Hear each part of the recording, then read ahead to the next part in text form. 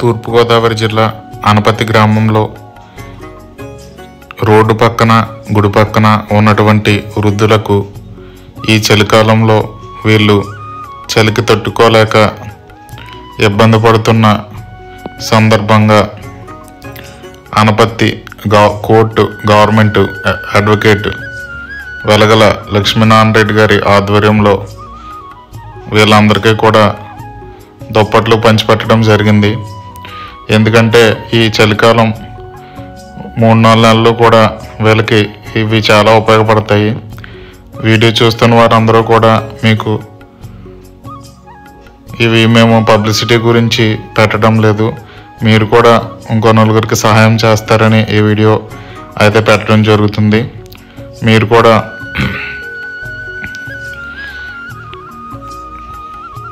వీలు కుదిరితే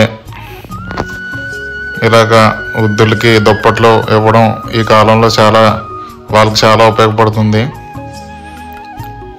ఈ వీడియో మీకు నచ్చితే దయచేసి మా వీడియోని షేర్ చేయండి, మరొకరికి ఉపయోగపడేలా ఈ వీడియో ఉంటుంది.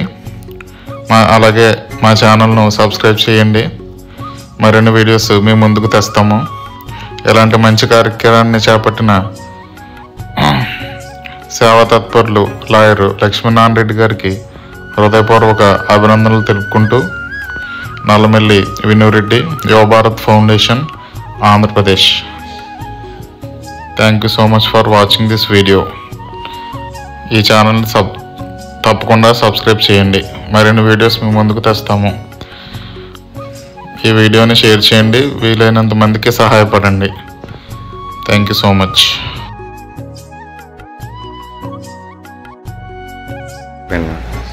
ఈరోజు ప్రధానంగా చాలా శుభదినం. ఎందువల్లంటే మన సీఎం జగన్మోహన్ రెడ్డి గారి జన్మదినం కారణంగా.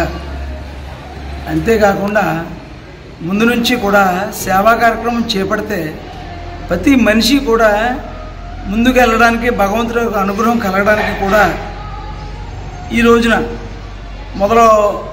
నా జీవితం నుంచి మొదలవుతుంది. నాకు ముందు నుంచి కూడా సేవా దృక్పథం అలవాటు చేసింది మా నాన్నగారు, అలాగే నా స్నేహితుడు విను కూడా.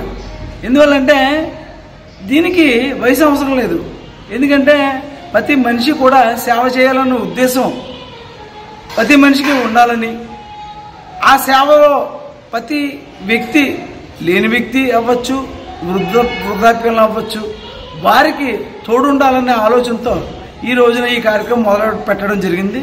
ఈ కార్యక్రమం ఆర్భాటం గురించి కాదు, కానీ ఎందువల్లనంటే మనం చేసాం, మనతో పాటు 10 మంది చేస్తారనే ఉద్దేశంతో ఈ కార్యక్రమం చేయడం జరుగుతుంది. కాబట్టి ప్రతి వారు కూడా సేవా దృక్పథాన్ని అలవాటు చేసుకోవాలని, మీ అందరికీ కూడా మంచి జరగాలని, జగన్మోహన్ రెడ్డి గారికి ఆ భగవంతుడి ఆశీస్సులు ఎల్లప్పుడూ, ప్రజల ఆశీస్సులు ఎల్లప్పుడూ ఉండాలని కోరుకుంటూ, జై జగన్, జై హింద్.